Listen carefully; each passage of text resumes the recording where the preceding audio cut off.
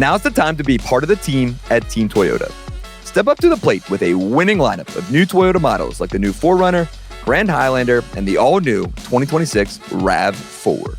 Or find something perfect for your game plan and your budget with over 300 certified used Toyotas available. And don't sweat a trip to the IL. Our service and collision centers will have you back in the game in no time.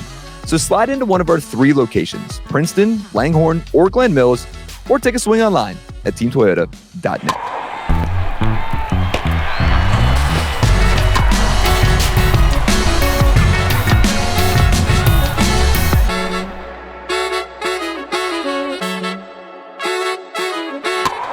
This is Phillies Talk, presented by Team Toyota. I'm Spencer McKercher, digital video producer here at NBC Sports Philadelphia. Once again, joined by my co-host, Sean Kane, the producer of Phillies pre- and post-game live. Sean Kane, good to see you, buddy. Good to be seen. Good to be talking ball with you, as always. Busy day today. Lots going on, lots to get to. Not even just today. I feel like news around baseball has kind of blown up ever since, basically last week, since the last time we talked. Yeah. As we sit down here on Wednesday, March 4th, the Phillies do lose to Team Canada 5-3. We'll get into that. Cole Weintraub of NBC Sports Philadelphia.com will join us in a little bit to recap the game and his thoughts down there as he's in Clearwater at Baycare Ballpark covering the Phillies for us down there. But Sean, before we get started, per usual, we're going to start off topic. Okay. And I'm going to ask you the question first. All right. And then we'll kind of dive into it. But if you took a chainsaw to your knee, one, what's the first thing you're doing? Yeah. And two, how long are you out for? So if I took a chainsaw to the knee, which, me and chainsaws, that's probably the likelihood of that happening is, I stay with the manual saw. I'm good with that thing. Fair. I wouldn't say good with that thing, but I'm familiar with that thing. I'm not a chainsaw guy for obvious reasons. But if I took one to the knee, I wouldn't be sitting here right now. I would certainly probably get myself or ask somebody to transport me to a hospital. For sure. But I know where we're going with this. One of our colleagues had this very situation happen to him a few days ago, and it's a pretty wild story. If you missed it, we're talking about our very own Ben Davis. Yes. He went on the WIP morning show on Tuesday, March 3rd, and basically Joe DeCamera was just like, "Hey man, you guys want to tell the listeners what happened to you and kind of why you're a little quiet and why your knee's kind of up on this chair?" Right. And Ben went on to say that he was chopping down some trees. He lives in a big old house in a big old lane and all these trees, Pine Lane. A lot of property, yep. A lot of property. Trees. And some of the trees fell from the snowstorm, so he was chopping them up. And it came back and got him in the knee, dude. Yes. Down to the bone, according to Ben. And then he just put some Neosporin on it and put a Band-Aid on it. Yeah. Yeah, Ben prides himself on being an outdoorsman, hunter, fisher, chainsaw guy around he's a farmer. He's got a farm as well. And I saw the story on social media yesterday, and I immediately reached out to him. We spoke, and the big hook here is that he didn't go to the hospital right away. As you just laid out what happened to him, big gash in his knee, down to the bone, thanks to a chainsaw. And Ben decided that, there's no need to go to the hospital. I'll just head back up to the house and put a bandage and some Neosporin on it, and we'll just walk it off. Shake it off, put some dirt on it, So he's telling the story on the radio, and A, nobody can believe the story, and B, probably even more so, nobody can believe they didn't get it checked out, didn't get it looked at. And some doctor friends of his were listening and reached out to him from a professional medical opinion, said, "Ben, you should probably get this checked out." So he did, went to urgent care, got everything taken care of, and knock on wood, it's not too bad, because it could have been a lot worse. But, he's, what a guy, what a guy, what a story. But I'm just glad cooler heads prevailed, and he was able to go get some professional opinions on that wound on his knee. A one-of-a-kind human being. Yeah. We love him for it, though. He's something. We love him for it. The Big Irish. The Big Irish. He's our guy. He is. He's our guy. He's joined the Phillies Talk podcast a few times. Yeah. Brother. Yeah. We're going to have a talk with him at some point. Because if I took it, I'm queasy about that stuff. God, dude. Yeah. The thought of down to the bone. Yeah. Could have been a lot worse, he said. He's, yeah, man, bad he's luck, lucky. but good luck. He's that very lucky. Could have been a lot worse, and knock on wood, he's going to be okay. But in the next podcast, we'll get some survival topics, chainsaw topics, just to make sure you guys stay safe. Yeah. That'll be our next off topic. Reason number 86 that I don't really work with a chainsaw that often, because that would be down for the count if that happened to me. Oh, I'd be cooked. I'd be cooked. All right, let's get to the card, because Sean Kane, there is a lot on our card, as we mentioned earlier before we got going. And I think we should start with really, in my opinion, the big news. It's not the biggest news in baseball right now, but it's up there. And that's Johan Rojas, not official yet, right, but is suspended for performance-enhancing drugs for half the season. And when you go back and look at it, which is kind of crazy, so since the beginning of 2025, and we'll get into the Braves player, we won't say his name yet because we want to do the debut, well, it's the second time, of He's Toast, because that guy will be the inaugural He's Toast. Yeah.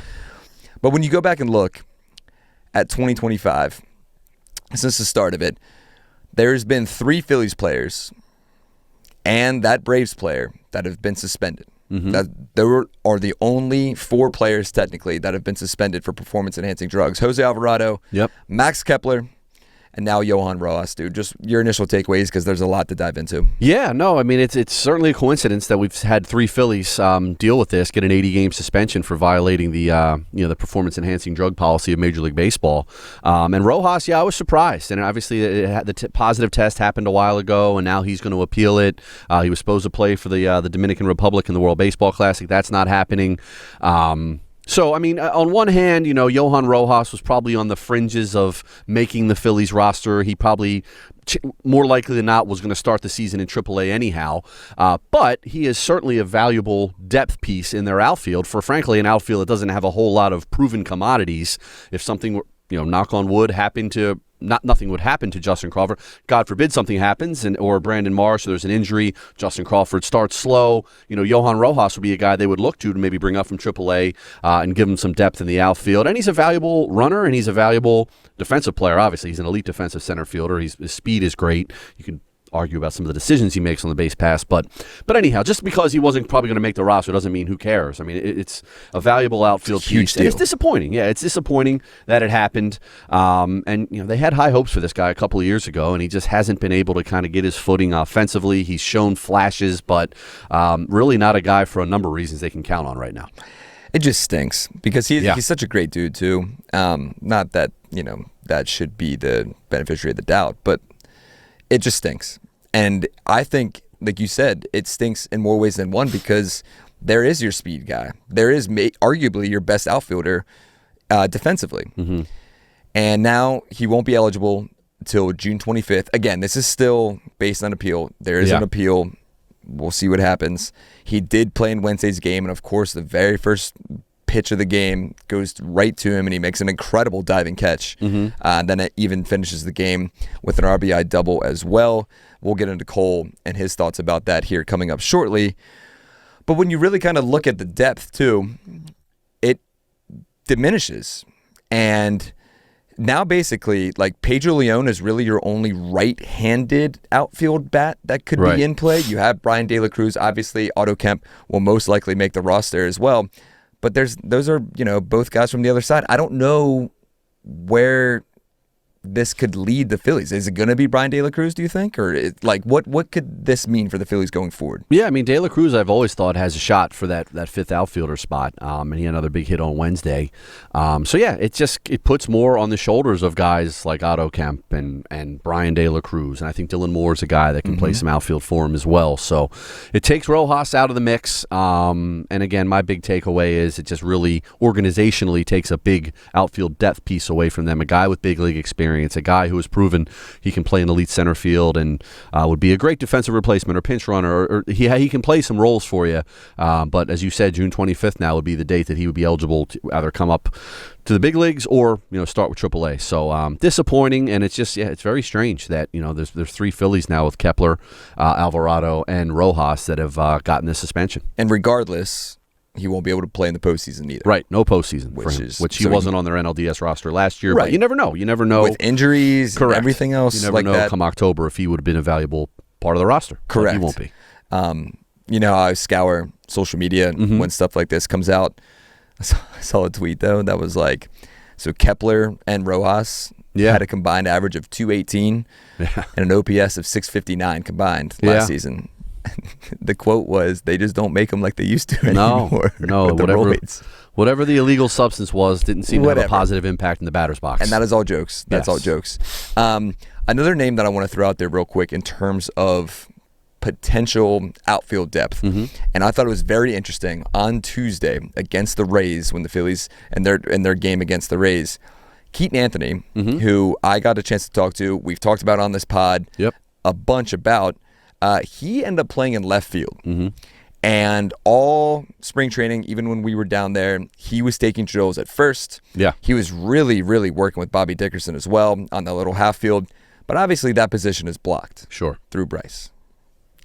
How fun could it be for Keaton Anthony, a guy that hit a combined .313 in 82 games between AA and AAA last year? And if you haven't heard of him, Phillies fans, I think get used to hearing his name, because I think there will be a chance we do hear his name at some point this season, maybe next. But I thought it was very interesting to throw him out in left field and just see how he does. He played well. He made a few outs, but that got me excited. That's another name that could possibly be in the mix. Yeah, it's a name we've heard a lot about, and you said it. His bat is really good. His bat is really promising. I'm sure they think his bat plays at the big league level, but first base isn't an option right now, so give him a shot in the outfield. It's a spot where they need some help if he takes to it. And organizationally, they've done this before. They did it with Rhys Hoskins. They've done it with Pat Burrell, if you want to go back that far. They can move guys who are traditionally corner infielders and move them out to left field and see how they do. So, yeah, it makes sense for me. Give him a look out there, and any way you can get his bat potentially into the lineup, whether it's this year, next year, whenever, you got to explore all the avenues. So, yeah, I found that pretty interesting, too, on Tuesday to see him out there. Like I said, Phillies fans, if you're not used to the name, get used to it. We could see Keaton Anthony at some point in the big leagues, maybe this year or next. We talked to Cole as well. We'll get to that. He brings up another name, Gabriel Rincones Jr. Yeah. We'll let him explain his thought process on that. But I think that wraps up that conversation. It's going to stink missing Johan. And again, by the time this pod comes out, there could be a decision on the appeal. I'm assuming 95% of the time. We'll most likely not see Johan Rojas until June 25th. Yep. All right, the other big news around Phillies world is really the starting rotation as a whole. And we'll start with the guy that we were most excited to see from the last podcast, and that's our guy Payne.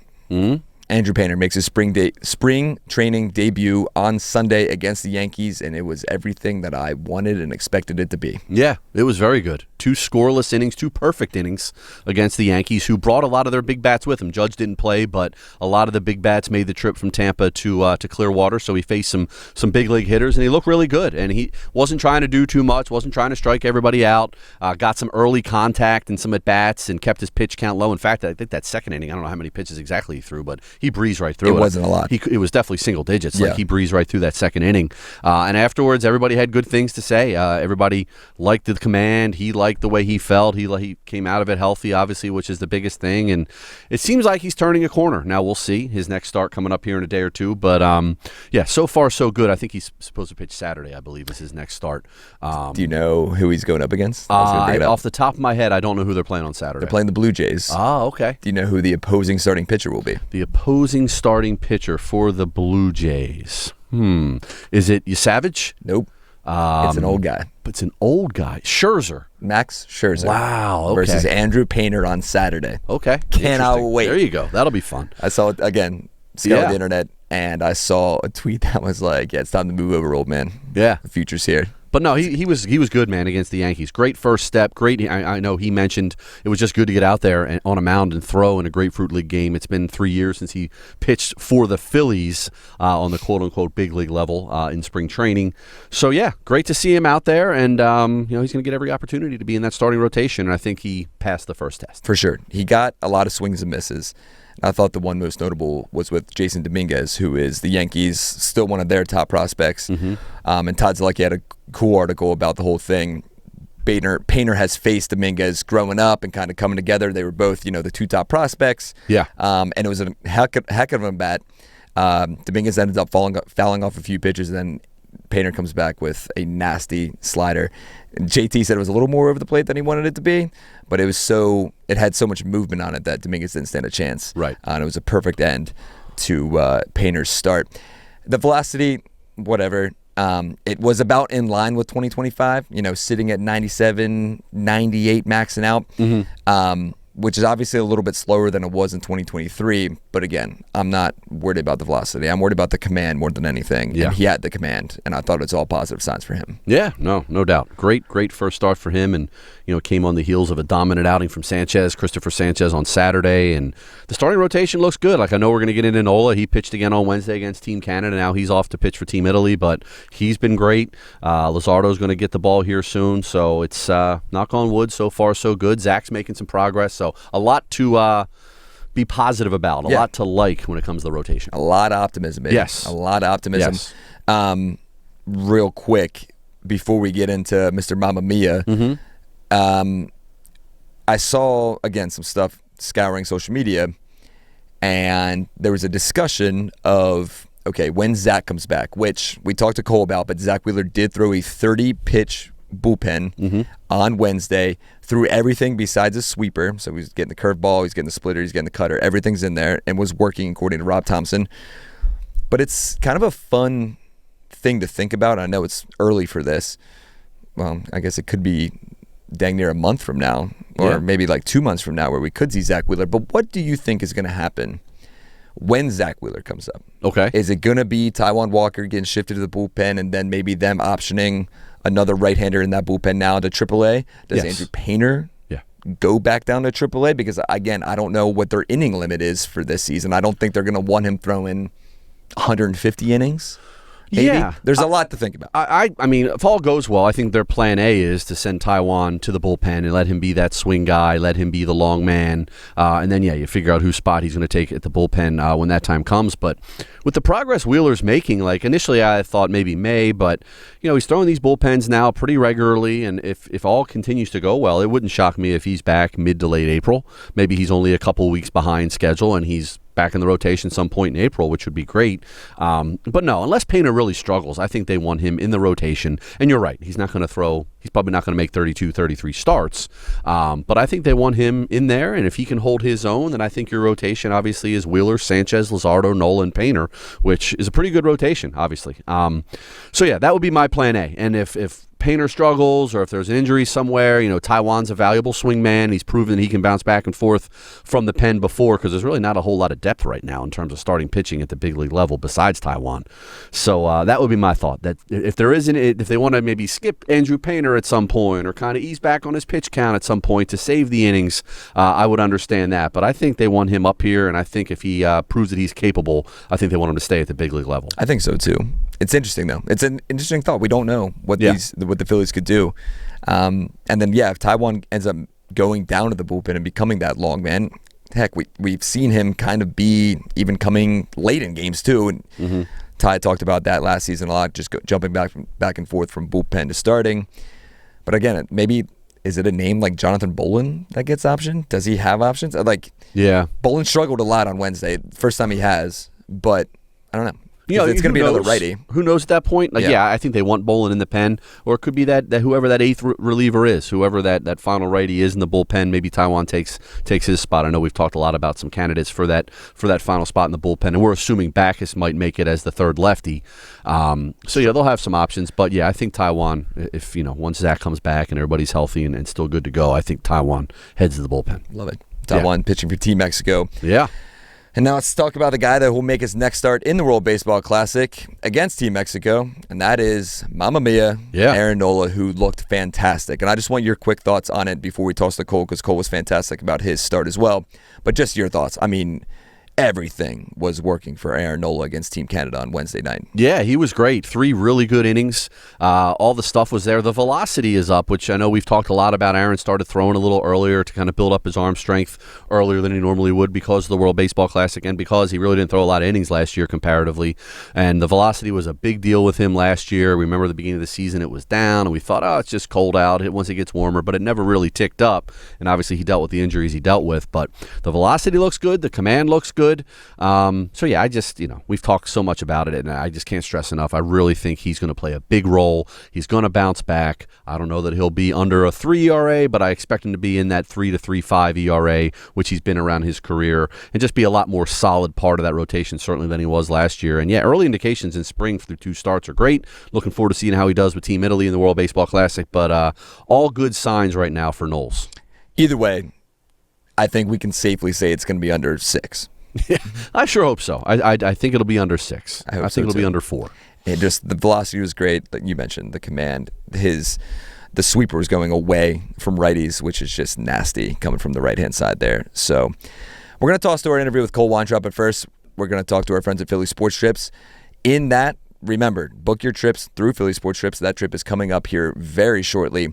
It is March 4th, Sean Kane. We're almost here. March Madness. 4th. Everything's coming. So crazy. We're going to toss to our friends at Philly Sports Trips, and then on the other side, we sit down with NBC Sports Philadelphia's.com, Cole Weintraub. So escape the cold and come catch the Phillies in Clearwater with NBC Sports Philadelphia and Philly Sports Trips. We're teaming up to bring fans the most unforgettable Philly spring training experience yet. The trip includes Phillies game tickets, beachfront accommodations, round-trip travel, all-inclusive tailgates, and much more. Plus, appearances from Larry Boa, Charlie Manuel, and of course, NBC Sports Philadelphia's own Ben Davis. Book your trip today at phillysportstrips.com. Welcome back to Phillies Talk, presented by Team Toyota, and we are honored to be joined by NBC Sport Philadelphia.com, Cole Weintraub, live from down at Baycare Ballpark. Cole, we were just talking a little bit off camera before we got going. First trip down there in Clearwater, how's everything been going so far in your first, 24 hours down there? I mean, anything to get out of the cold, guys. Yeah. Struggling, being inside, I don't like it. Now I'm out here, get some sun. Forgot my sunblock today. Not a good look. Might wake up beet red tomorrow. So we'll see. Listen, dude, I told you before we got started, that's the one thing you can't do is forget the sunscreen down there. Because before you know it, you're taking a shower and you can't feel your head and your face. So just be careful. Tomorrow, make sure you got it so we stay rocking, okay? Yeah, I have to come prepared. I love it. It's the Sunshine State, Cole. It's no joke down there. I can attest to that. Dude, yep. So as we sit down here on Wednesday, the Phillies just finished playing Team Canada, Rob Thompson's home country. They lose 5-3, but did have a 3-0 lead. Cole, what are some of your main takeaways from Wednesday's game against Team Canada? Well, Aaron Nola looks sharp. I mean, that's the best word for it. He's just filling up the strike zone.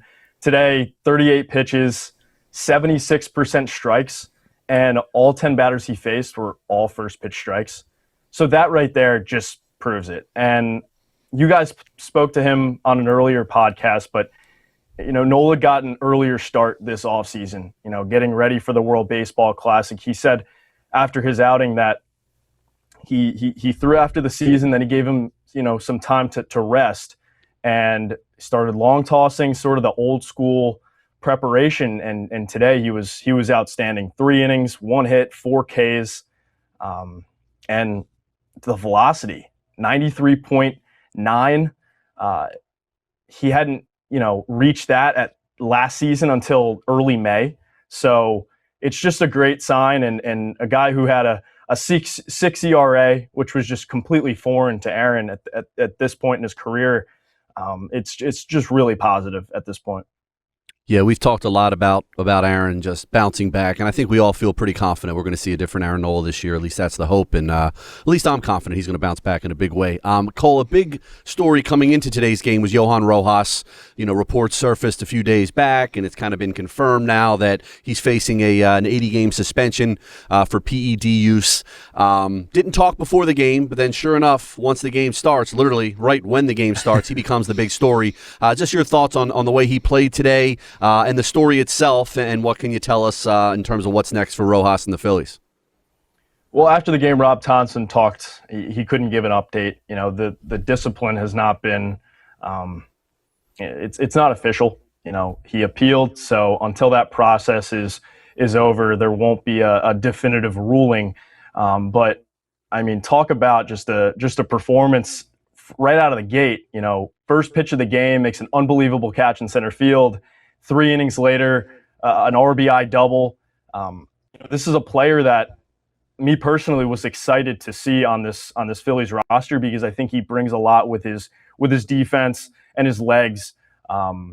Obviously, you have Justin Crawford. You kind of put the runway out for him in center field, but to have a guy with a little more experience and some strong defense would be nice.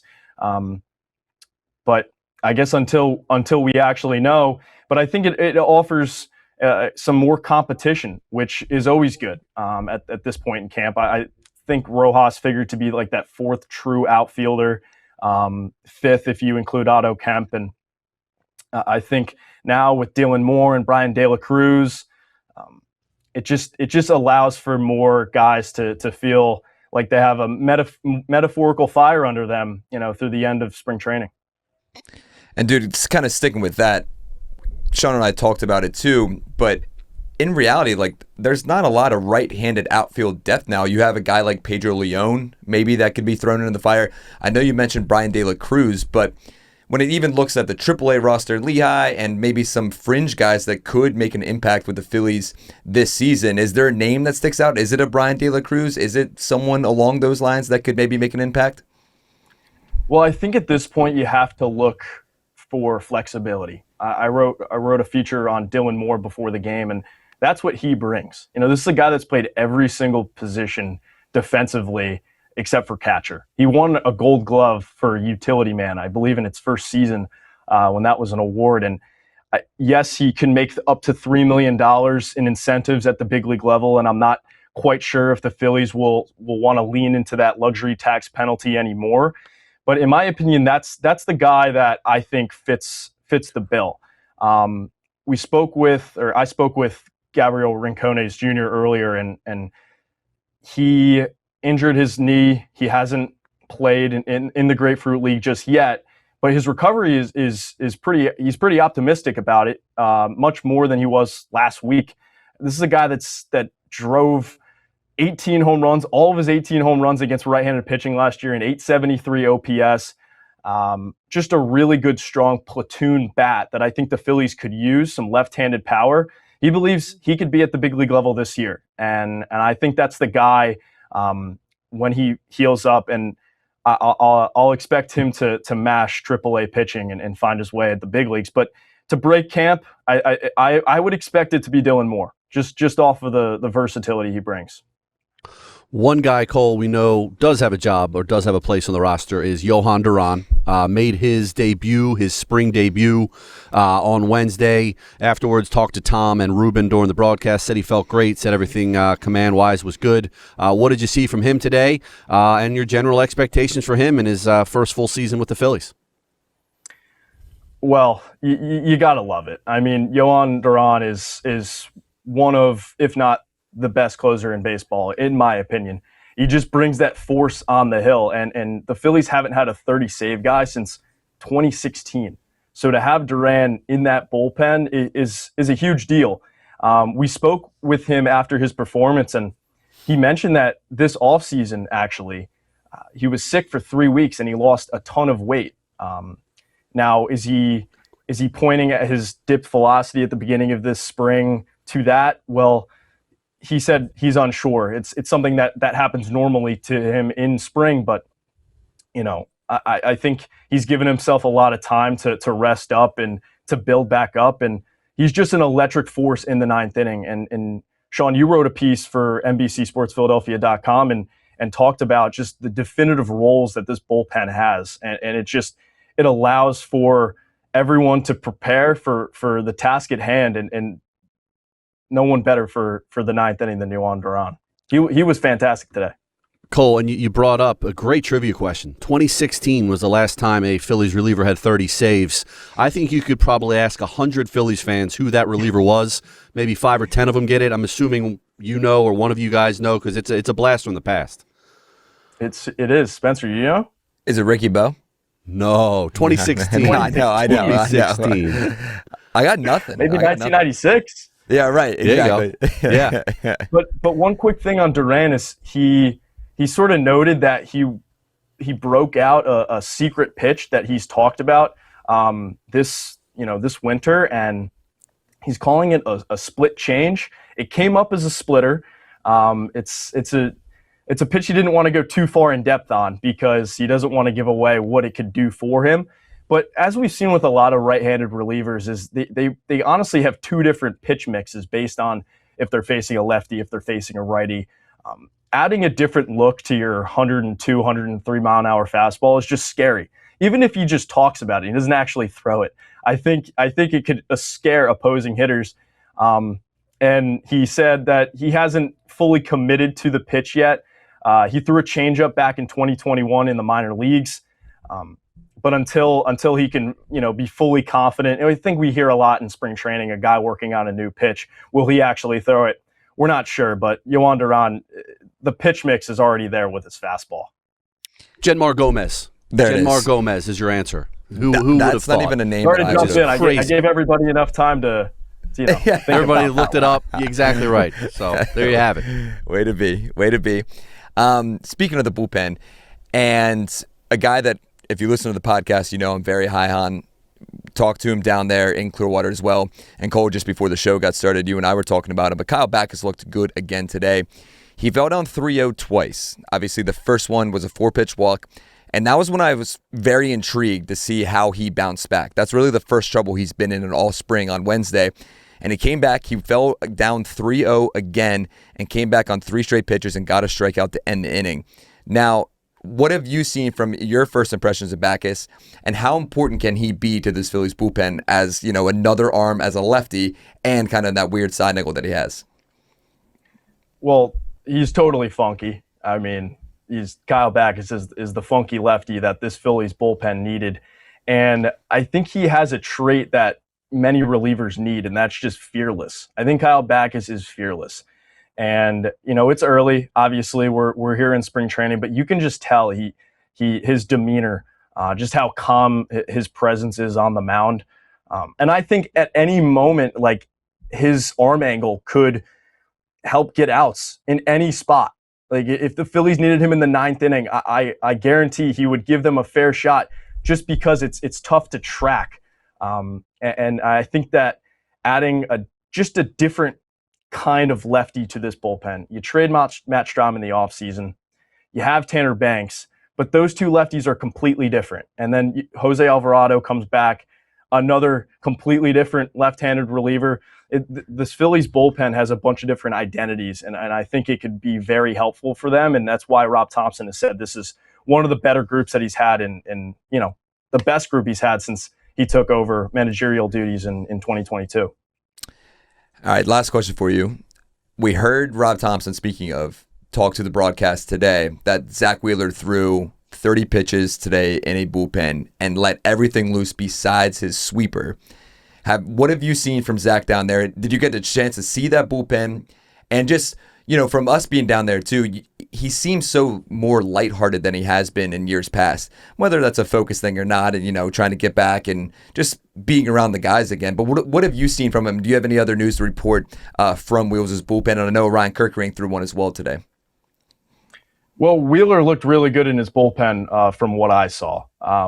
Not too much to report on that front, but it's all very encouraging. It really seems like he is ahead of schedule. And it's an injury where you're not necessarily sure what you're going to get from a guy with thoracic outlet syndrome surgery. It's not typically a positive process, but for Zach to be on the mend and to be throwing like the way he is, it has to make you excited. And I think one of the more forgotten things from last postseason, you bring up Kirkering. I mean, Wheeler wasn't there. You're already set back when Wheeler isn't in your starting rotation. Did the Phillies lose because of starting pitching? No, but just that presence, that game one presence that Wheeler could bring.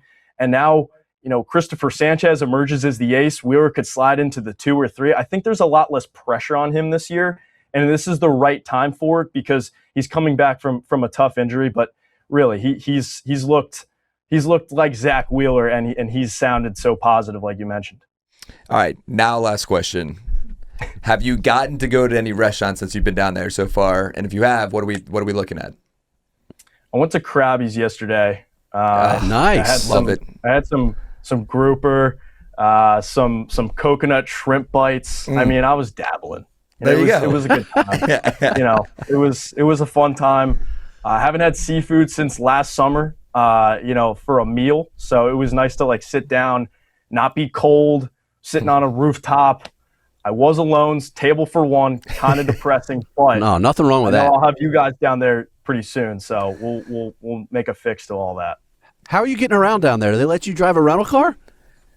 No, supposedly I'm too young. I guess it's 22 rental car. Unbelievable. So we're just leaning on the Ubers, and there you go. I mean, I'm just trying to get my steps in. I feel like with the cold weather at home, I can't get the 10,000 steps, so maybe I'll hit 15 this time. There you go. Good deal. Make the most of it. Yeah.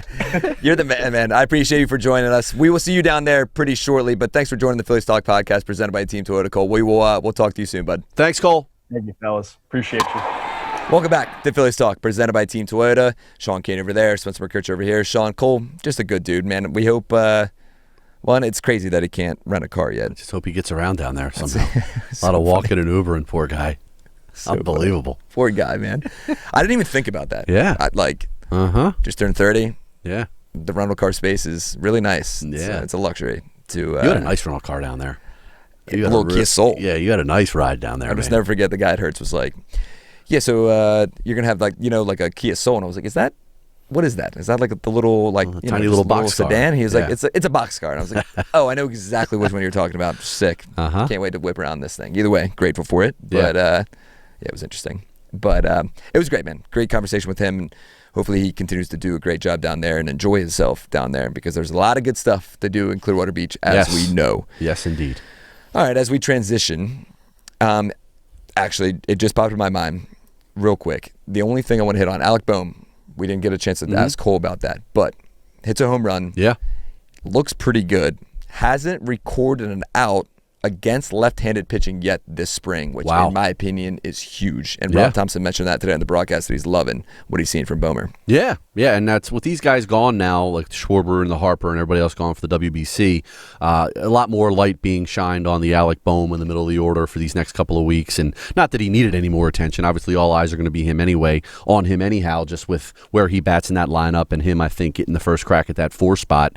But yeah, nice homer today, and he's swinging the bat well and feels good and looks good and seems confident, and he's in an interesting spot. Like, I think he's pretty aware that this is maybe his last year with the Phillies. He's entering the last year of his contract. He'll be a free agent after the season, and they do have Aiden Miller waiting in the wings as a provided he can get healthy as a whether it's a third baseman or they can move some pieces around in the infield. So yeah, they do. He's got a lot to prove, Boehm, in this contract year, and I think he's approaching it the right way. And so far, he looks pretty comfortable in the spring, which is huge. Again, it is just spring, but seeing Alec Boehm have confidence in the box, especially against left-handed pitching, is a good sign for the regular season in 2026. All right, the big topic that we wanted to get to, too, is a guy who we've pretty much talked about every single podcast this offseason, and it's just another week where Bryce Harper continues to make news. And we'll start with one, he looked fantastic in Team USA's first game against the Giants on Tuesday afternoon. Batted second. Finished he had 2 hits, 4 RBIs, 3 RBIs. Yeah. But obviously the big talking point from that is that he's batting second with Aaron Judge and Kyle Schwarber hitting directly behind him. Yeah. And for the last 24 hours, the topic of conversation on social media and between my friends and family, and I'm sure you as well, is should Bryce Harper be batting second for the Phillies in 2026? Yeah. Your thoughts? I mean, well, before we get to Bryce, just how about that Team USA lineup they're trotting out? I think that lineup on Tuesday against the Giants will likely be what their A lineup is, and Mark DeRosa has it kind of right, left through the lineup. They go Bobby Witt, Bryce Harper, Aaron Judge, Kyle Schwarber, Alex Bregman, Cal Raleigh, and then you get down to like 7. There's no breathers at the bottom of the lineup either. It's crazy. Have I believe Roman Anthony's down there. Who hit a home run. Yeah, Byron Buxton's hitting 8th. Like, it's crazy. And you have PCA. And PCA. PCA's in the mix, too. He didn't start that first game. He started Wednesday. But, yeah, just a great-looking lineup, and it's going to be a lot of fun to watch. Missing the right fielder? Judge is the right fielder. Yeah, no. First base. Oh, Turang. Bryce Turang. I think Turang might have hit ninth in that first game. He did. But anyhow, so crazy lineup. I love Harper hitting second. Like I was an advocate for a long time of leading him off, and they really didn't have a good leadoff option just because he gets on base a ton. He can still move. We all know how he loves to run the bases. So I think him hitting second with some speed up top after Turner, he gets on for Schwarber, and obviously the biggest thing would be he would have Schwarber behind him, theoretically providing that protection that he lacked quite a bit last year. But then the question is, well, who's protecting Schwarber? But I don't know. I just think with the way Harper runs, I love him going Turner right, Harper left, Schwarber left. Schwarber and Harper both hit the lefties as it is, so I don't think that's too big of a deal. But no, I love him hitting second, and he really looks locked in, man. Like, you could tell he started ramping up earlier this year with the WBC. He had the home run over the weekend in his last at-bat before the WBC against the Blue Jays. So, yeah, exciting to see, and he's really diving into this whole Team USA thing. It's his first time playing the WBC, and not surprisingly, he's really embracing playing for his country like he did a long, long time ago. And he's tight with Judge, and he's just being that veteran presence in that locker room for these young guys. And I think it's going to be a really beneficial experience for him. And you said it, man. He looked great against the Giants in that first exhibition game, swinging the bat confidently. And I guess when you have Judge behind you, you're going to get some pitches to hit. It's kind of nice. Yeah, it's kind of nice, and it is interesting. I think my thought process about the entire thing, I would love if he batted second, and he has made it abundantly clear he doesn't care where he hits in the lineup. Yeah, I don't think Rob Thompson necessarily cares either, but it does go to show when you have a guy like Kyle Schwarber behind him, you can have the accessibility of finally seeing pitches. And I saw this today, and I want to bring it up. So it says last season Bryce Harper saw pitches in the zone at an MLB low 43%. Yeah.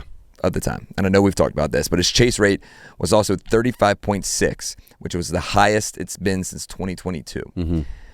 So I think it is an intriguing thought where, hey, we know how big of a must-win, must-accomplish season this is for the Phillies. Yeah. And if that is him batting second, with Kyle Schwarber looming in third, but then you go, who's behind Kyle? Behind is it going to be Bohm? Is it going to be Adolis Garcia? Is it could be Brandon Marsh? It most likely won't be, but there's just other names out there. It could be JT Realmuto, 35-year-old JT Realmuto. Again, don't know. But if you have Bryce batting second, I think it could only help kind of lengthen the lineup in general and hopefully have him be that MVP type season that I expect him to have in 2026. Yeah. No doubt. And I think they want to get him going. I think they want to get him off to a hot start. And to me, putting Schwarber behind him is going to ensure that he gets a little more pitches in the zone to hit. And I think that'd be a good thing for him. So we'll see how Rob Thompson's been hinting that we might mix things up a little bit because you guys, as we all know, last year a lot was Turner 1, Schwarber 2, Harper 3. So would not surprise me in the least if we see Schwarber and Harper flip-flop. Be crazy. Yeah. I'm here for it. Do it. Yeah, man. Why not? And we'll see. I mean, I feel like that's just been a topic of discussion since Rob Thompson took over. The lineup. The leadoff man. Yeah. It's insane. Schwarber hitting leadoff. Every single year, dude. A lot of chatter. Maybe this lineup could be the best one yet. We'll see. The other big news, talking about Bryce, comes out. One, we're going to start with this. You mentioned him just representing Team USA and how much pride he has in representing Team USA. And you can tell he's having a great time already. And the first week, it's only been, 3 days since they pretty much reported there. Yeah. But thought it was interesting. So there was a story that came out from our good buddy Gene Segura. I almost called him Jimmy Siggs because do you remember that? I do remember Jimmy Jimmy Siggs. Closed captioning. Yes. Yeah, hilarious. Yeah. But Gene Segura went on a podcast and was telling stories about his time in Philadelphia. And if you missed it, he mentioned part of the story where Bryce Harper kicked him out of the clubhouse when Gene was here in 2022 because he was taking a FaceTime on a Bluetooth speaker. Yeah. Segura was. Yeah. And it's been kind of a mixed reaction. I saw some, crazy nonsense from another media company that was like, oh, look, I knew he's like, I don't trust his value. I know he's not a leader. Talking about Bryce. Get out of here, man. Yeah. If you're taking a speaker or if you're taking a FaceTime and it's on speaker, understandably, hey, man, go outside and take this somewhere else. Right. Yeah, we've all had coworkers in the workplace to, FaceTime, and they're screaming and yelling, and you hear who they're talking to, projecting their voice. Yeah, exactly. That's why here in our newsroom, we have rooms that we can all go into. When I call my kids at night, I like to FaceTime them to see them, to say hi, but I want to do it in the middle of the newsroom. People are working out there, so you come in. So yes, and I think even having a speaker would take it to a whole nother level. Just objectively looking at the situation, sure. I think Bryce had every right to say, hey, man, maybe take that outside. Now, who knows the manner in which it happened. But yeah, I don't have a problem with that. But, people are going to look for reasons to give Harper a hard time, and that qualifies as a reason to give Harper a hard time, I guess. What would you rather have? Fortnite on the TVs? Oh, yeah. Or Bluetooth speakers? A lot going on that era. Remember, oh, my goodness, Carlos Santana smashing Jake Arrieta's TV because they were playing video games. Jake was none too pleased. That was my first year here. And destroying stuff in the clubhouse. Jake was scratching his neck while he's talking to reporters. Anyhow, one of my favorite things. What a club, that early Gabe Kapler, Joe Girardi days. Man. I miss it. Stuff. I miss it. Yeah. That was my first year really introducing myself to Phillies baseball to a point. Yeah. And it's been a roller coaster ever since. Yeah. But I do miss that era. We talk about Cap. You guys know. Love Cap. The last thing that I want to mention about Bryce, thought it was really interesting. So obviously they're playing the Giants, Team USA is, and rookie manager Tony Vitello, if you don't know, was Tennessee's manager, the University of Tennessee's manager. He's the first manager to ever take a job without any professional experience ever. He said that he expressed heartfelt thanks for Bryce Harper for helping him make the transition from college to Major League Baseball. In quotes from Vitello, he's gone out of his way to help me out. One thing Bryce was adamant about is just the way to handle players and talk to players, but also to lean on these players. Right. And this goes back to show where Bryce Harper's leadership and his trust with the looming lockout and how he's kind of represented these players, and just so he can bring this rookie manager in on a team that's completely on the other side of the country and somebody they can lean on, I thought was pretty cool. Yeah. And speaks to Bryce's character. For sure, yeah. I know Bryce now in the offseason lives in Tennessee, so I feel like he might have a relationship with Tony Vitello the last couple of years. And clearly that Tony Vitello really values what Bryce had to offer. And yeah, I think that's the biggest difference in any sport, really, when you go from college to the pros, is college just by nature is a little more of, I don't want to say a dictator, but like you're the boss, you're in control, this is what we're doing, this is how we're going to do it. Whereas in the big leagues, especially with guys that have been around for 10 or 15 years, they like to have some input. Here's how we like to run spring training. Here's how we just, from everything from travel to batting practice to how you're going to run your camp to how you're going to run your day-to-day regular season. I think players like to be consulted on that. So I think that was important for Tony Vitello and any other first-year manager, but especially a guy who hasn't had any big league coaching experience at all to kind of see how the day-to-day operates. So it makes sense. And yeah, that's good for Bryce. And yeah, like you said, I think he's becoming more and more as he gets into his mid-30s here, a respected voice across the sport. He's always been a respected player, but he's definitely kind of growing into that older, wiser Bryce, happy to share his thoughts and his advice and his opinions. I mean, you're 15. Yeah. At age, what? 33. 33? Yeah. It's just a ridiculous statement. 34 in October. It's insane, man. Yeah. It's insane. All right, just real quick, we want to hit on this. ESPN, whatever you want to think about them, released their top 100 Major League Baseball players of the 2026 season. Coming in at number 19, the top Philly. Any guesses?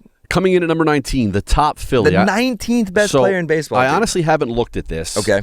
If I had to, assume who would have the highest ranking of all Phillies players, hitters, and pitchers, I think it would be Sanchez. Number 19 it is Chris Sanchez at 19. Dude. Okay, that seems a little low, but all right. But like just the fact that, even 2 years ago, yeah, he wasn't fighting for a spot in the rotation, but yeah, in, shorter ways than not, he was. Yeah, no, he was bouncing back and forth between AAA and the big leagues. Yeah, so that's true. To be the 19th player is insane. It is pretty crazy. Insane. Yeah. That's your 2026 Cy Young Award winner. Wow. You heard it here first. All right. Coming in at number 21. 21. I guess this is based off of like last year. Schwarbs? Kyle Schwarber. Okay. 56 home runs, 136 RBIs. And he probably gets dinged by he doesn't play defense. So, like, sure, if he was a regular defensive player, maybe he's a few spots higher. But even that, it's just 21 for Kyle Schwarber. It's pretty sweet. Number 26.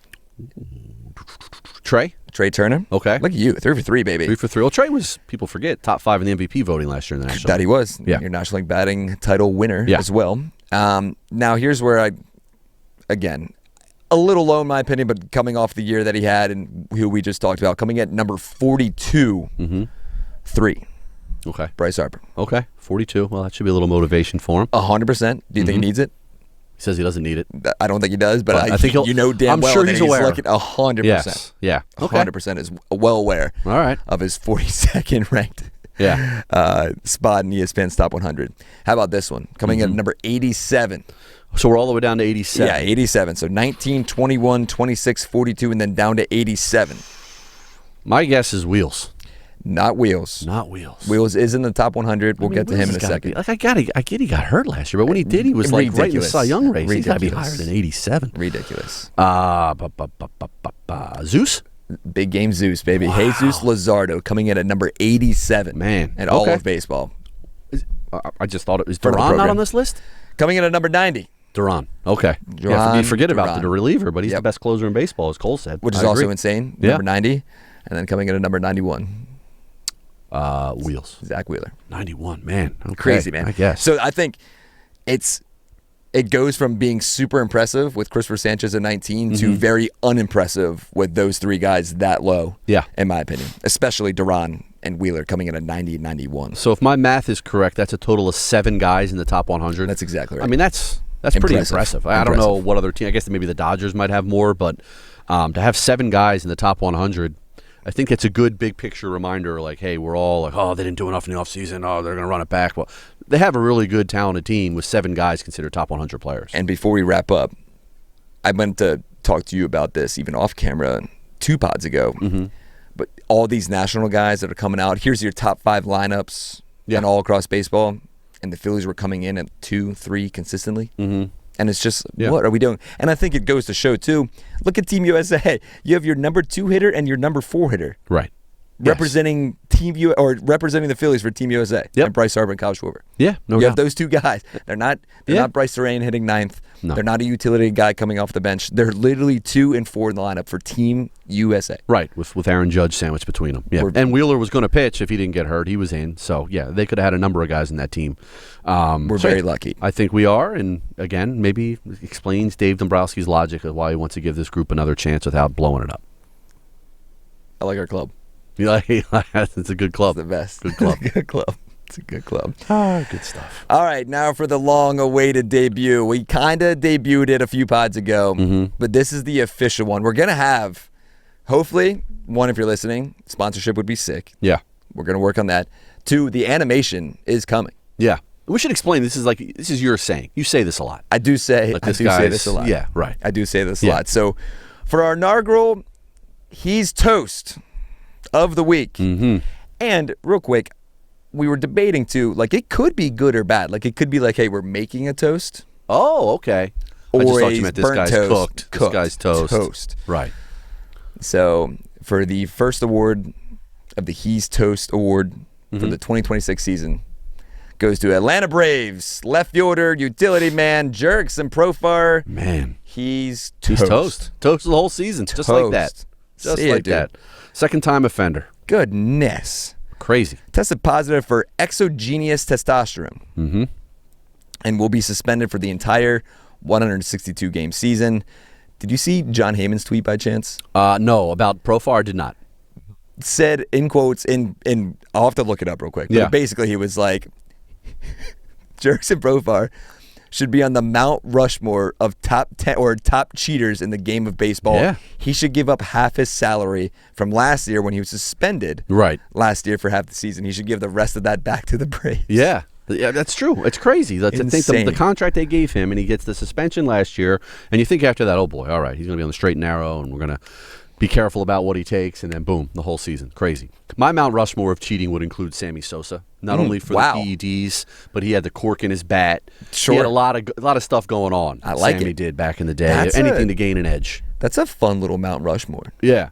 You can think Sammy about pitchers Sosa. scuffing the ball. Yeah. I mean, certainly the Astros probably have their own I was Mount going to say Rushmore that's of what I was going to cheating. say. The whole 2017 Astros team is on that. Yep. Yeah. Sammy Sosa is interesting. Jurickson Profar is 100% now in that. Yeah. Yeah. Scherzer.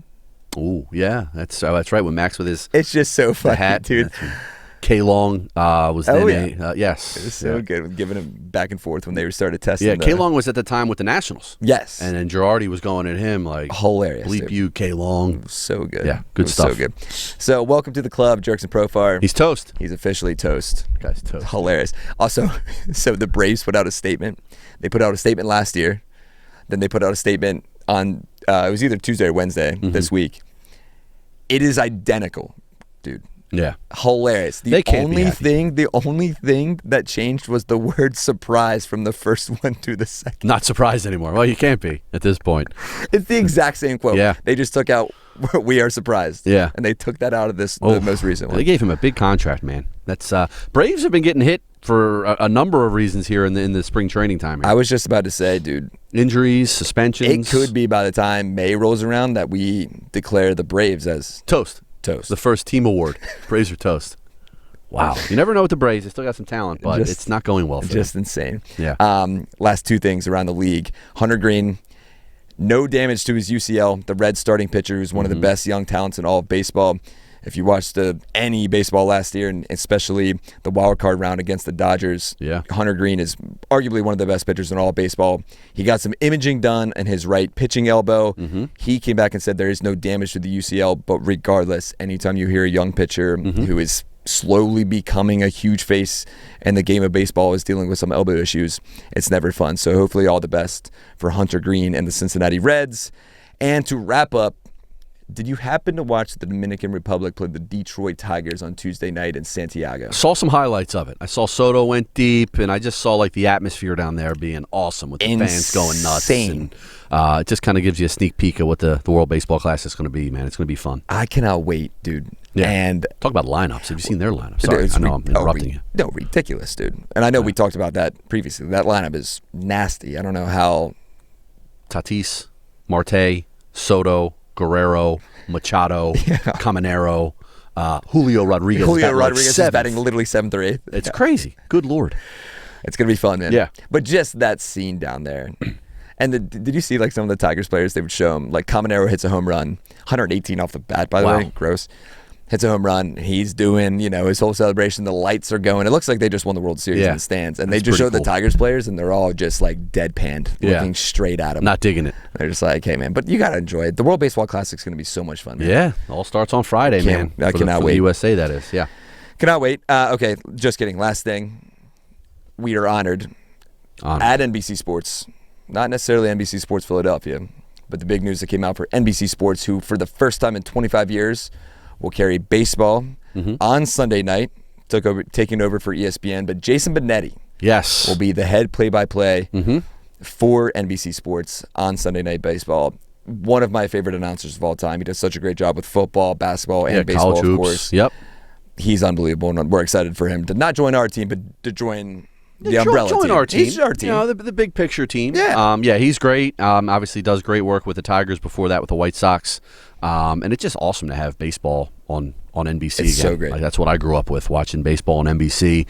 And to have Sunday night now, like where you're going to have Sunday night basketball, the NBA, right into Sunday night baseball, and then Sunday night baseball takes you right into Sunday night football. It's like Sunday night, 52 weeks a year is going to be awesome on NBC. Let's go.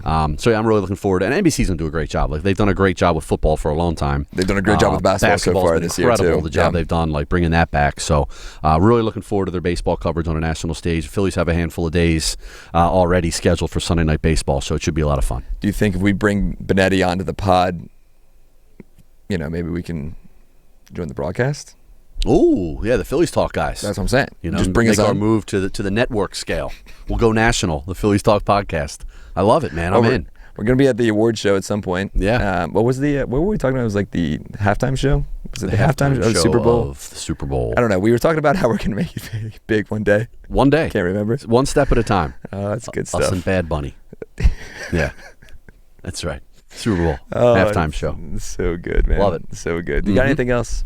No. On the plane? It's no. hot Shout out Ben Davis, man. Stay strong. Shout out to Ben. We're going to see him so soon. Anybody out there, if you cut yourself with a chainsaw, please seek medical attention. Please go to the hospital. Don't be like Ben. Do not just put Neosporin on it. Bandage it up. Walk it off. What a lunatic. What was he saying? He couldn't bend his leg. Yeah, well, the thing is, I have to keep it straight. I can't really bend it. It just kind of breaks open again. That's why you need to get stitches, man. But God bless him. He's one of a kind. He's a great man. He's heading down to Clearwater. He'll be down there next week. He goes down, and he's down there for about 10 days. Yep. Doing some games. He'll be down there for the Q&A. Good stuff. And in 3 weeks from Thursday, opening day, baby. Opening day. 3 weeks. March 26th. Can't believe it. Jake DeGrom, Chris Sanchez. Most likely. That'll be fun. Most likely. Exciting stuff, man. I can't wait. Last thing. There's a lot of last things. I love it. We were right about the hangovers in 30. Oh, there, I said boy. it. Goodness. Yeah. Oh, that's true. Had a great time. Thanks for coming on Saturday. Shout out to everybody that came. Of course. Happy belated. It was so much fun. Great party. Had a good party, but I'm still feeling it today. Oh, the multi-day. What are we doing, dude? Party was Saturday. We're sitting here on Wednesday. What are we still doing? Struggling. Man. What are we doing? Stay hydrated, everybody. That's right. All right, on that note, we're landing the plane. Thanks for listening to the Phillies Talk podcast presented by Team Toyota. For Sean Kane, I'm Spencer McKercher. We will talk to you guys next week. I'm heading back down, Sean Kane. Yes. So we'll look forward to some pods Very down cool. in Clearwater at Baycare Ballpark. Thanks for listening.